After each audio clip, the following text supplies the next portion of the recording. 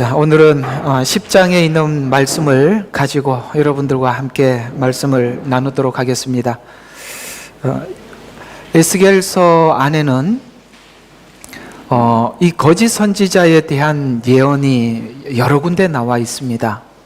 지금 이스라엘 백성들이 지금 이 지경에까지 오게 된 아주 큰 원인을 제공한 자가 누구냐 하면 거짓 선지자이기 때문이죠. 요한계시록에도 보면 두 선지자가 활동하게 되겠죠.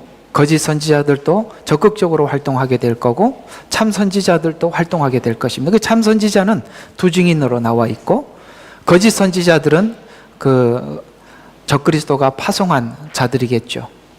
항상 이 이스라엘 백성들이 포로로 잡혀가기 직전에 있는 상황이나 마지막 종말에 있는 상황이 동일한 의미에서 보면 이렇겠구나라는 것을 알게 되는데, 결국은 이스라엘 백성들이 이 지경까지 오게 된 건 가장 큰 원인을 제공했던 자는 거짓 선지자입니다. 그런 의미에서 이 에스겔서는 이 거짓 선지자에 대한 이야기를 앞으로 계속 말씀을 할 겁니다. 그만큼 이 거짓 선지자의 정체성에 대해서 우리가 아는 것이 중요한데요. 문제는 뭐냐면 이 거짓 선지자들이 지금 이스라엘 백성들에게 전한 이 잘못된 내용 때문에 지금 이스라엘 백성들이 위기가 앞에 와 있는데도 안심하고 있다는 게 문제예요.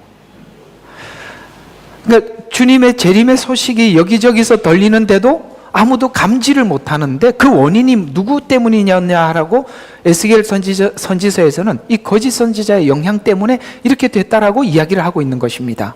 바로 이 부분을 우리가 오늘 한번 생각해 볼 건데요. 심판의 소식이 전해지자 이렇게 참선지자들을 통해서 막 전하고 있어요. 근데 그때 참선지자는 정말 일부에 지나지 않아서 몇 명 되지 않았습니다. 그래서 심판의 소식이 전해지자 거짓 선지자들은 이 거짓 선전 때문에 사람들이 심판을 대비하지 못하게 되는 거예요. 마치 이런 것과 똑같은 현상인데요. 노아의 때 방주를 짓는 것을 사람들이 보고 있었어요. 그러나 심판을 분별하지 못하니 이 노아가 왜 방주를 짓는지 이해할 수 없었던 것이고, 곧 하나님께서 물론 심판하신다는 말을 전해도 듣지 못하는 것입니다. 여러분, 성경에 보면은 이 유명한 사람이 그때 그 노아 시대 때 그 유명한 한 인물이 등장하는데 그게 무드셀라라는 사람입니다.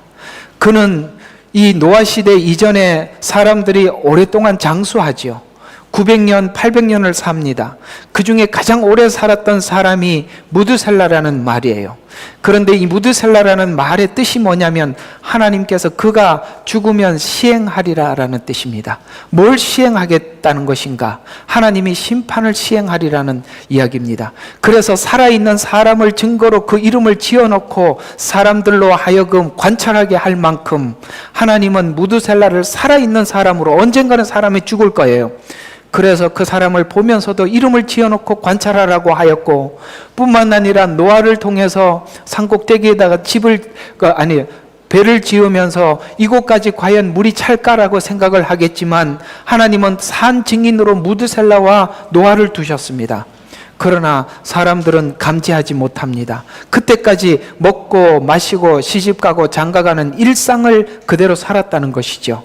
소돔과 고모라도 사실 죄악이 관영했지만 죄를 죄로 인지하지 못했기 때문에 그들이 짓고 있는 죄가 얼마나 심각한 문제인지 의식조차도 없었다는 것입니다.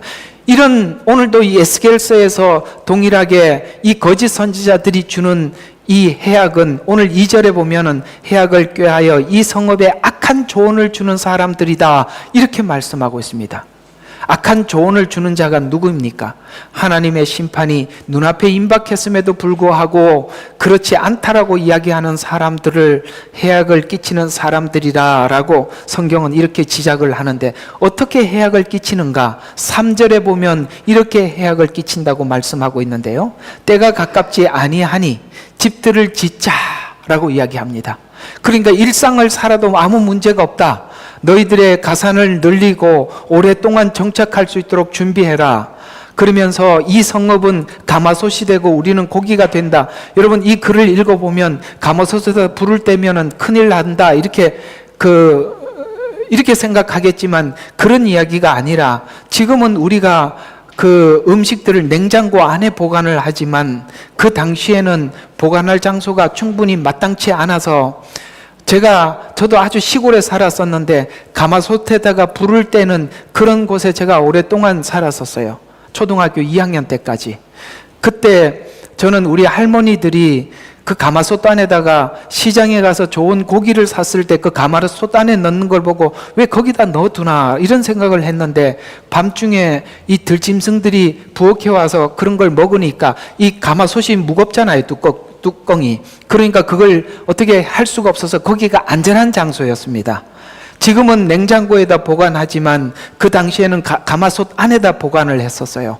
그런 것처럼 이 이야기가 그 말입니다.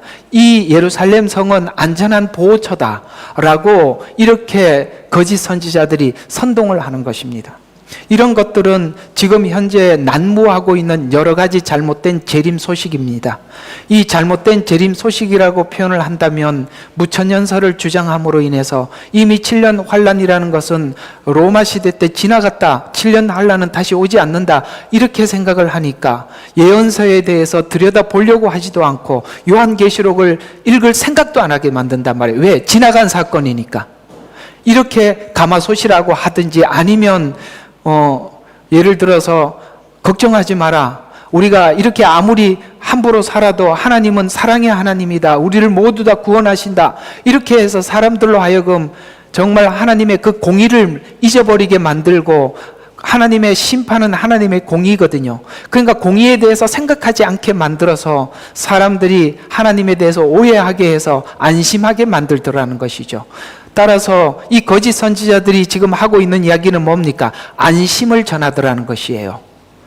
그래서 집을 짓자 이렇게 이야기를 해서 지금 에스겔 선지자는 하나님의 심판이 임박했다고 그렇게 사람들에게 외쳐도 이 거짓 선지자들의 반대되는 선언 때문에, 선포 때문에 사람들은 거기에 많은 사람들이 함몰되어서 지금 이스라엘 백성들이 하나님, 이 정도면 하나님이 심판하실 텐데? 라는 이 불안한 마음을 가지고 있었어요. 왜냐하면 이스라엘 백성들도 기본적으로 하나님의 속성을 알고 있었거든요.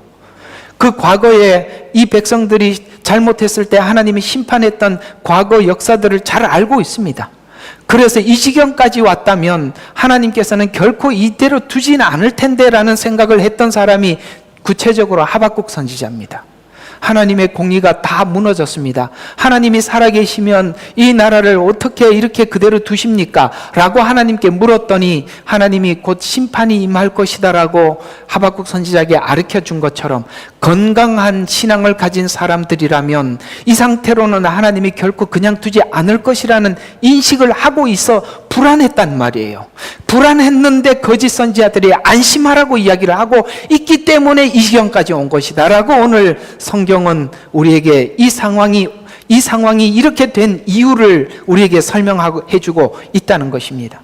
정직한 하나님의 백성들은 하나님의 공의의 질서를 잘 알고 있고 그래서 죄악이 관영하면 안타까운 마음으로 기도하며 하나님의 공의로운 심판에 안타까워하지만 거짓 선지자들의 선동으로 사람들은 이 긴장감을 내려놓게 되더라는 거예요. 긴장감. 무섭지요? 이 긴장감은 이런 것 때문에 우리가 마음을 자꾸 내려놓게 되는 거거든요. 근본적으로 하나님 백성 된 성도들은 자신이 하나님과 우리가 주님이 이 땅에 오셔서 십자가 지시고 가시면서 우리와 정혼하고 가셨다는 사실을 우리 모두 다 알고 있지 않습니까? 그분은 우리를 다시 처소를 준비하고 나면 우리를 데리러 오시겠다고 약속하고 가셨습니다. 우리는 그 약속하고 그 가신 주님이 오실 날을 우리 마음속에 기다리고 있어요. 그리고 그분과 함께 살 준비를 하고 그것을 우리가 모두 다 인식하고 있는데 신부된 우리가 준비를 하지 못하고 있다는 것 인지하고 있을 때 사람들은 마음에 불안했단 말이에요. 그러나 이 거짓 선지자들은 이 기만적 거짓으로 사람들로 하여금 주님 오심 그날을 준비하지 못하게 하고 뿐만 아니라 신랑이로다 맞으러 나오라라는 이 나팔소리, 여러분 여러 가지 징조들이에요. 신랑이로다 맞으러 나오라라고 이 말을 할 때는 우리 그 태만함에서 긴장함으로 우리의 마음을 바꾸고 주님 오실 날을 우리가 기다릴 수 있도록 이렇게 만들어야 하는데, 이 소리 때문에 뭐예요? 신랑이 오는 소리를 듣지 못하게 되더라는 것이죠.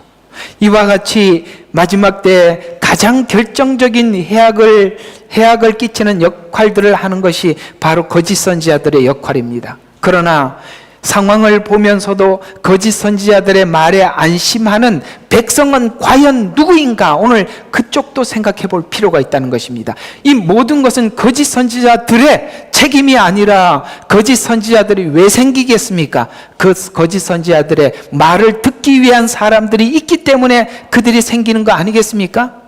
여러분, 소비자가 없는데 누가 장사하러 오겠습니까? 거짓 선지자들도 생기는 이유가 다 있는 것입니다. 그래서 도대체 이 거짓 선지자들의 선동에 놀아나는 사람들은 누구인가?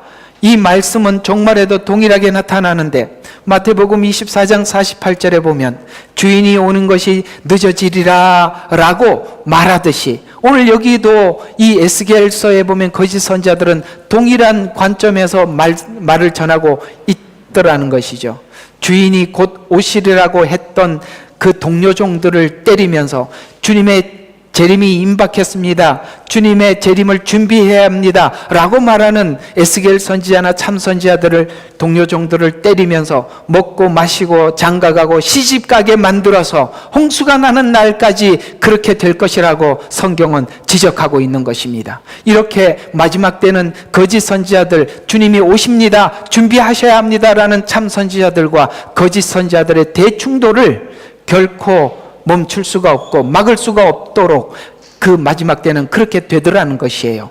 그러나 여기에 많은 사람들이 이제 함몰되어서 거짓 선지자들의 말에 그들은 동조하게 될 것입니다. 거짓 선지자들은 거짓 믿음 위에 선 위선자라고 성경은 규정을 하고 있습니다. 무슨 이야기입니까? 거짓 선지자들은 왜 거짓 선지자냐? 그들은 위선자이기 때문에 거짓 선지자인 것입니다.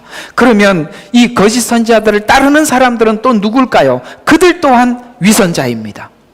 마태복음 24장 51절에 보면 그 종의 주인이 오리니 그리하면 주인이 그를 갈라내어서, 정확히 성경은 지적하고 있습니다. 위선자들과 함께 그의 몫을 지우리니 거기서 울며 이를 갈고 있으리라 라고 말하면서 위선자라고 규정을 하고 있다는 것입니다.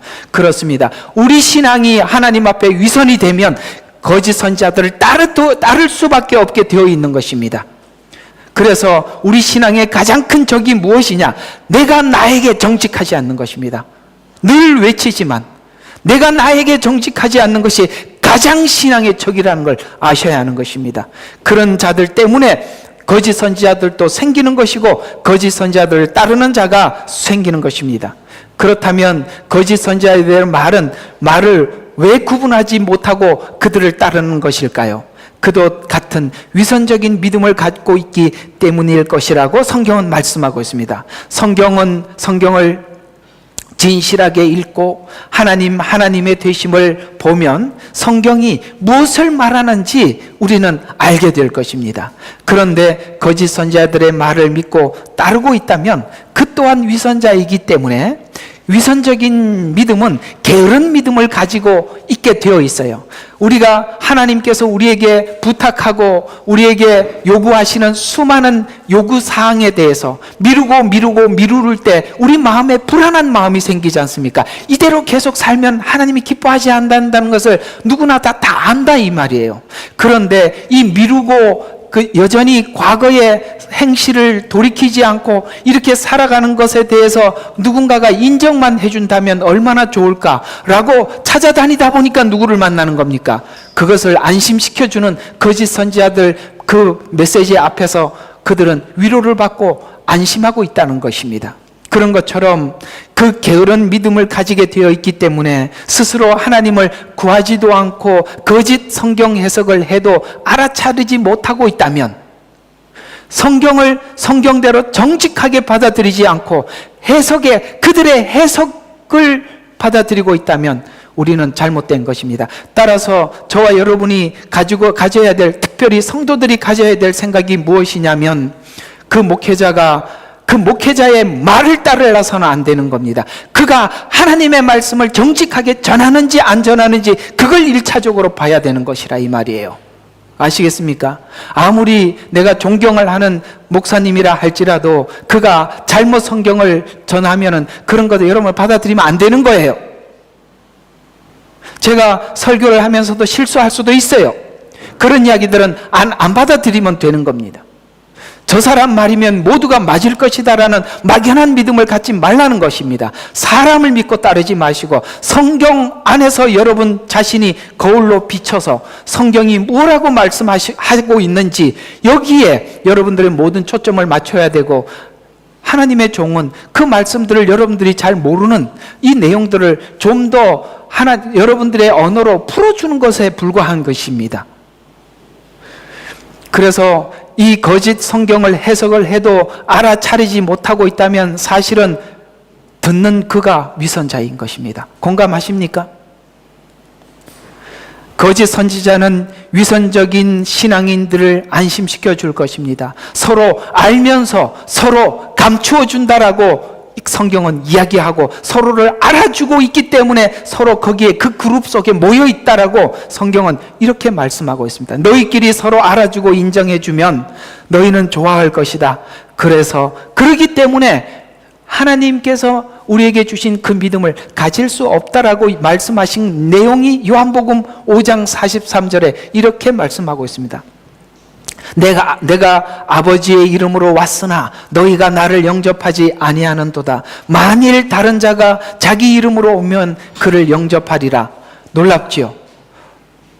왜 다른 사람이 오면 영접할 것인가? 그 뒤에 설명을 하고 있습니다. 이렇기 때문에 거짓 선지자가 왔을 때 영접한답니다. 너를 알아주는 사람이 온다면 믿을 것이다. 그러면 그렇게 우리가 그런 신앙관을 가지고 있으면 결코 예수님을 믿을 수 없다라고 말씀하시면서 그 뒤에 44절에 연이어 이렇게 말씀하고 있습니다. 너희가 서로 영광을 받으면서 이해가 가십니까? 그 서로 영광을 받는 사이에는 누구는 없어요. 주님은 안 계시죠. 성도는 목사를 알아주고 목사는 성도를 알아주고 서로 이런 식으로 가면 끝난 거라 이 말입니다. 그래서 서로 영광을 받으면서 오직 하나님께로부터 오는 영광을 구하지 아니하니 어찌 나를 믿을 수 있느냐? 그렇죠. 어찌 주님을 믿을 수 있겠습니까? 서로 영광을 돌려주고 서로 인정을 받으며 서로 칭찬해주는 관계라면 그 관계는 서로가 서로에게 완전하게 위선하는 관계가 되어버린 것입니다. 그러면 죄와 의, 복음과는 구원과 이런 것과는 아무런 상관이 없게 되는 것입니다. 거짓 선지자들에게 중독이 되면 문제는 우리가 죄의식을 잃어버리게 되는 것이고 자기 믿음에 자기 도취에 빠져버리고 마는 것입니다. 자기 세계 속에 빠져버리는 것이에요. 이렇게 되면 너무나도 위험한 것입니다. 아무 시대를 분간하지도 못하고 아무것도 준비할 수가 없는 것입니다. 에스겔서의 그 거짓된 위선자, 거짓 선지자들을 향해서 오늘 하나님은 에스겔에게 이렇게 명하고 계십니다. 에스겔에게 그들에게 예언하되 대적하여 예언하라. 아멘. 대적하라는 거예요. 그래서 이 참 선지자들이 마지막 때 이 거짓 선지자들을 향해서 대적하라고 말씀하고 있고 대항하라고 하나님은 말씀하고 있는 것입니다. 어차피 그 둘의 충돌은 피할 수 없는 거예요. 거짓 선지자들의 말을 대적하여 예언해주며 고난 후에 거짓 선지자들의 말이 거짓됨을 하나님께서 증명해 보이고 고난 후에 하나님인 줄 알게 하여야 하기 때문에 그렇다라고 말씀하고 있습니다. 그들의 말이 틀렸다고 분명히 그들을 대적하여 전함으로써 안심해라, 하나님께서는 이 성을 보호하신다라는 것이 아니라 철저하게 이 성은 파괴됨을 그들은 경험하게 되고 참 선지자들이 전했던 이 내용이 이 복음이 진실임을 그들에게 깨닫게 할 것이다. 7년은 바로 그런 관점에서 이렇게 거짓 선지자들에게 잘못 배운 사람들에게 하나님 되심을 보여주기 위한 하나님의 배려고 하나님의 은혜인 것입니다. 거짓 선지자들을 제거하고 우상 숭배를 그치게 하고 정치, 종교, 사회 전반에 썩은 것을 도려내기 위해서는 하나님은 이 심판이 필연적일 수밖에 없듯이 지금 이 상태에서 주님은 오실 수 없는 이유가 이 상태에서 모두가 심판을 받을 상태에 놓여져 있는 그런 상태밖에 되질 않으니까 하나님께서는 이 모든 것을 도려내시고 하나님 되심을 공의로 보여주시기 위한 것입니다. 그래서 전삼년방 특별히 이 나팔 재앙은 경고성의 재앙으로서 많은 사람들이 잠자는 자들이 일어나게 되고 특별히 마태복음 25장에 보면 그 열처녀의 비유를 통해서 하나님 말씀하시기를 뭐라고 말씀? 신랑이로다 맞으러 나오라라는 이 강력한 나팔 소리를 듣고 그들은 일어나게 될 것입니다. 거짓 선지자들과 같은 종교 지도자들의 타락이 정치 지도자들의 타락으로 이어졌다라고 성경은 이렇게 그 타락의 과정을 설명하면서 에스겔서 22장 27절과 28절에 보면은 그 가운데 있는 그녀의 고관들은, 여기 고관이라는 말은 정치인들을 이야기하는 것입니다. 먹이를 약탈하는 이리 같아서 부정직한 이익을 취하려고 피를 흘리며 혼들을 멸하고 자기들의 유익을 위해서 그렇게 했다라고 말을 하면서 그녀의 선지자들은, 그러면 아까는 고관들은 정치인들이죠. 여기 그녀의 선지자들은 종교인들을 이야기하는 것입니다. 잘 이겨지지 않는 회반죽으로 그들을 발랐으며, 무슨 이야기입니까? 그 정치 지도자들이 자기 유익을 위해서 사람들을 타락시키고 그 사람들을 이렇게 어떻게 하면 자기 유익을 위해서 도덕적으로 타락하게 만들었는데 종교 지도자들이 가서 그걸 지적을 해줘야 되는데 종교 지도자들이 그것을 잘했다고 박수를 쳐주는 거예요. 그러니까 전반적으로 타락하게 돼서, 그래서 이걸 성경은, 주님은 이 상태를 이렇게 표현해요. 회반죽으로 그들을 발랐다라는 이야기는 겉만 번지름하게 페인트만 칠했다는 거예요. 안은 다 썩었는데 페인트만 칠해놨으니 사람들이 볼 때 새 것으로 보이지만 쿡 찌르면 어떻게 됩니까? 무너지는 집이라는 이 말이에요. 참 신앙의 적이 뭡니까? 외형만 갖추는 겁니다. 외형만 갖추는 게 신앙의 적이거든요. 그래서 포장하고 위선하고 외식하는 허망한 것을 보며 그들에게 거짓 점수를 행하여 주가 말하지 않았을 때에도 말하기를 하나님이 이같이 말하였노라라고 하나님의 이름으로 말을 하니 사람들은 하나님의 말씀이라고 하니까 안심하더라 이 말이에요. 무섭죠? 이렇게 하나님의 말씀을 하나님의 말씀입니다라고 남용을 해서 사람들로 하여금, 그래서 참 사람들에게 설득하기 힘든 사람이 누구냐면 자기가 기도를 하는데 하나님이 자기에게 말을 했대. 그러니까 하나님이 자기에게 말을 했으니까 제가 무슨 말을 하겠어요? 하나님이 그에게 직접 말했다는데. 무섭지 않아요? 그래서 하나님이 그렇게 말을 했다는 사람처럼 무서운 게 없는 거예요. 거짓 선지자들도 하나님이 그렇게 말을 했다고 말을 하니까 성도들이 안심하는 거예요. 참 하나님의 이름이라는 이 말이 그렇게 무서운 겁니다. 그렇게 거짓 선지자들도 자기의 말에 권위를 세우기 위해서 하나님이 이같이 말했다라고 말을 하고, 오늘 여기 참 선지자들도 하나님께 붙어서 말을 하는데 듣는 사람들은 선택을 해야 돼요. 둘 다 하나님의 이름으로 말을 했다는데 둘의 말은 다르거든요.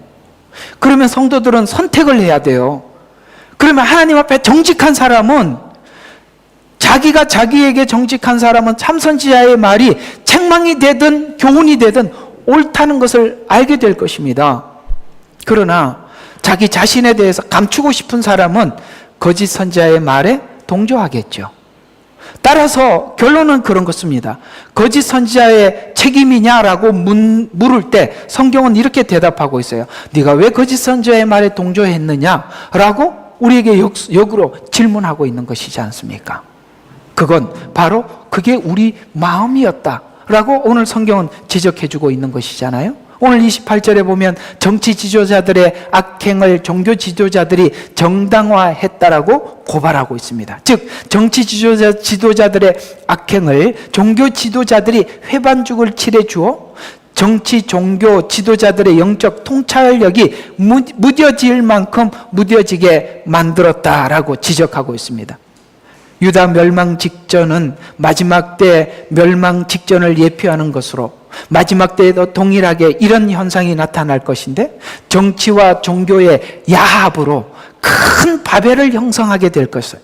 그래서 정치와 종교가 더불어 사람들을 기만할 것이다 라고 말을 하고 있습니다. 종교 지도자들은 이 정치가 옳다, 이 세상을 평화로 만들고 이 세상을 더 윤택하게 만들 것이다 라고 종교 지도자들은 정치 지도자들이 하는 일을 따라하라, 거기에 뭐죠? 동조해라 이렇게 외칠 것이고, 사람들은 좋은 세상이 왔다고 그 종교 지도자들의 말에 이게 뭐예요? 라고 물었더니 종교 지도자들이 괜찮다고 이야기를 하니까 거기에 동조하게 돼요. 그래서 더불어 이렇게 성경은 표현하고 있는데 이 더불어가 이렇게 나옵니다.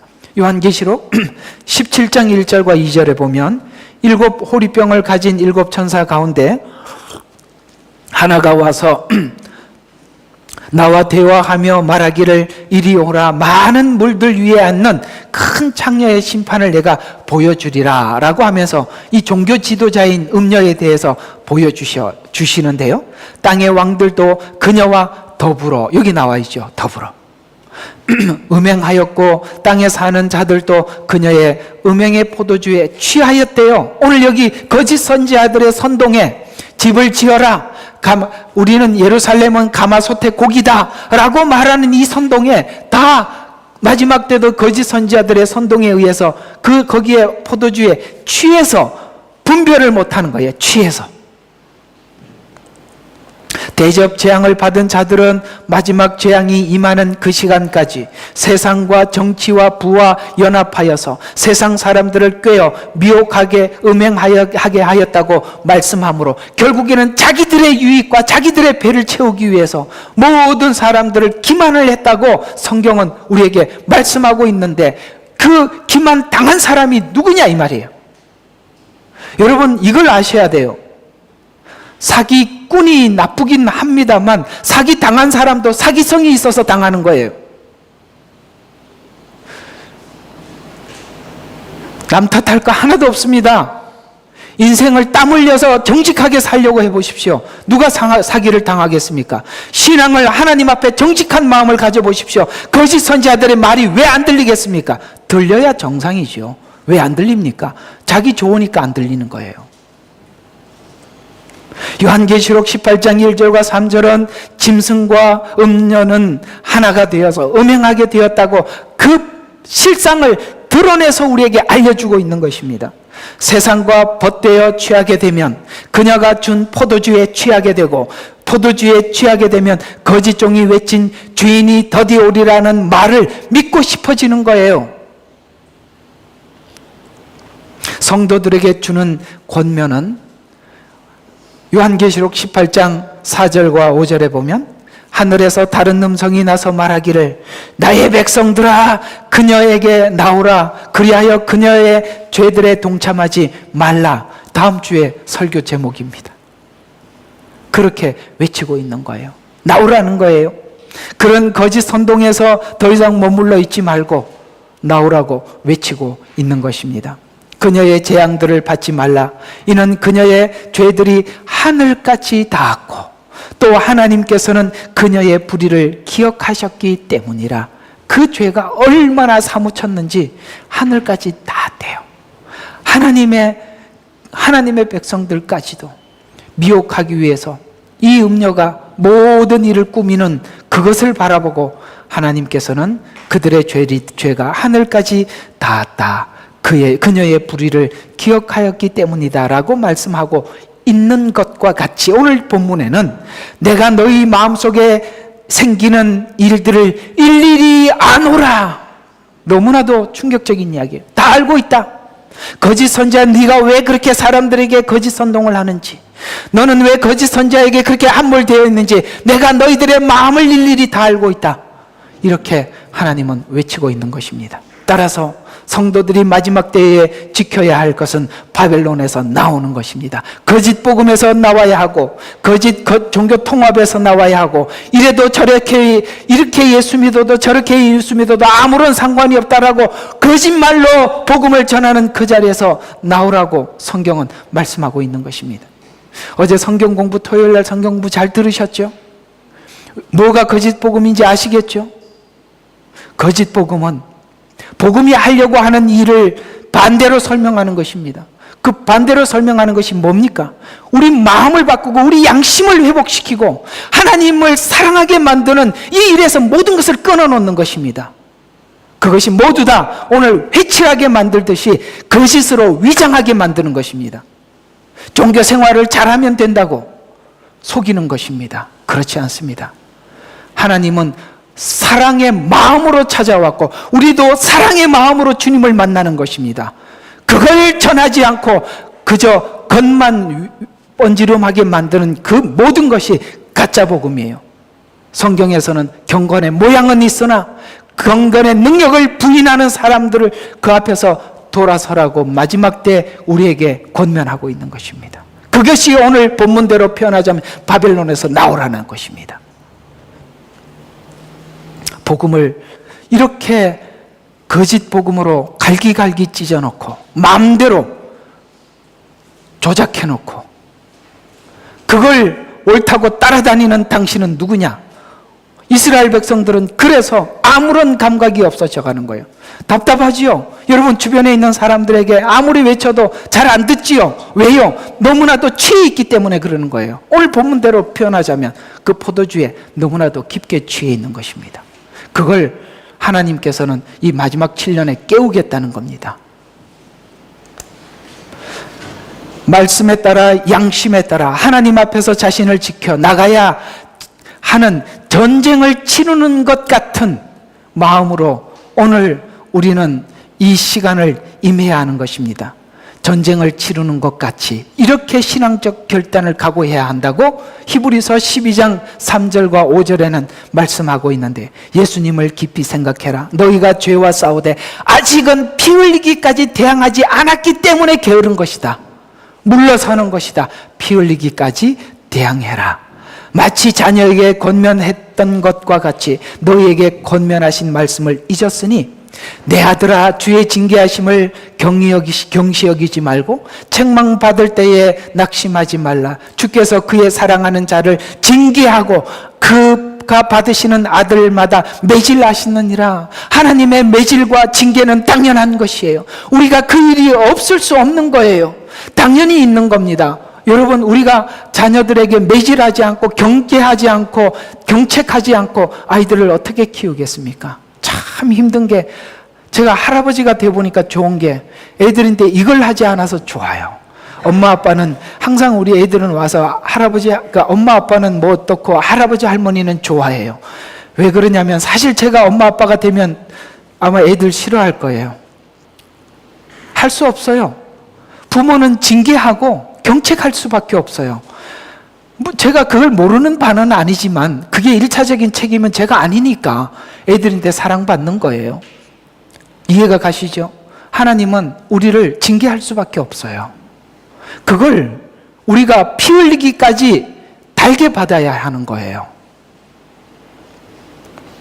권면도 큰 소리로 들을 수 있어야 하고요. 징계도 경시하지 말고 책망을 받아도 낙심하지 말아야 할 것은 하나님은 사랑의 마음으로 책망하시고 권면하시기 때문입니다.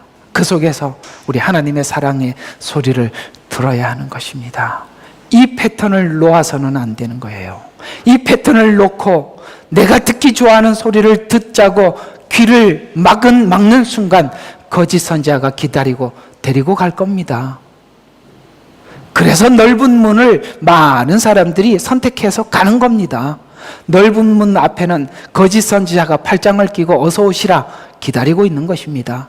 여러분 스스로가 좁은 문을 선택해서 들어가야 주님이 가신 그 골고다 길을 걷는 것입니다. 누가? 성경은 우리에게 말씀하고 있어요. 천국에 들어가려면 많은 고난을 받는 것은 당연한 것입니다. 오늘 말씀을 정리하면서 결론을 맺어보겠습니다. 거룩한 성도들이 가는 길은 자기가 자기를 진정성 있게 인정하면서 가는 길이 거룩한 길입니다. 내가 나를 속여서는 안 되는 거예요. 내가 나에 대해서 진정성 있게 인정하는 것. 자기를 진정성 있게 인정하지 않고 있다면 우리는 거짓 선지자의 말에 동조하고 있는 것입니다. 이들은 예수님과 아무런 관련이 없고 주님의 재림과도 관련이 없습니다. 그렇기 때문에 주님 오시는 그날 앞에서도 집을 지어라, 예루살렘은 고기가 가마솥이 된다 라는 이런 거짓 선동에 속는 거예요. 성경을 보세요. 거기에 속게 생겼나? 성경을 보세요. 장난이 아니잖아요. 이게 그렇게 기만할 이야기가 아니지 않습니까?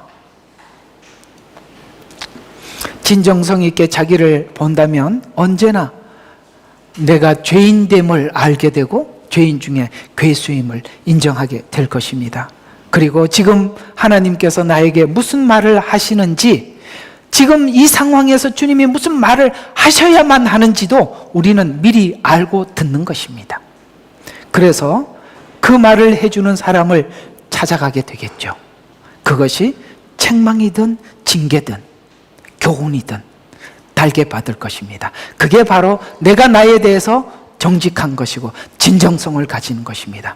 자, 오늘 이야기들을 최후로 결론을 맺어보면 여러분, 거짓 선지자들은 그냥 생긴 게 아닙니다. 그 거짓 선지자의 선동에 미혹될 준비된 사람들이 있기에 자기 배를 채우기 위해서 그들을 속이는 것입니다. 이것이 바로 오늘 10장이 지적하고 싶어하는, 11장이 지적하고 싶어하는 말씀이라는 거 기억하시기를 주의 이름으로 축원합니다. 기도하겠습니다. 하나님, 그렇습니다. 내가 나에 대해서 정직하지 못하면 자연스럽게 거짓 선동에 아멘하게 될 것이고, 그렇게 되면 성경과 상관없는 거짓된 복음을 쥐고 이것이 안심된 복음이라고 속고 살아가게 될 것입니다. 그러나 주님은 다시 오실 것이고 아버지 하나님, 그 앞에 우리는 결코 설 수가 없게 될 것입니다. 무엇보다 거짓 선지자들의 거짓을 책망하기 전에 나의 위선됨을 먼저 하나님 앞에 책망하게 해 주시옵소서. 예수님 이름으로 기도드렸습니다.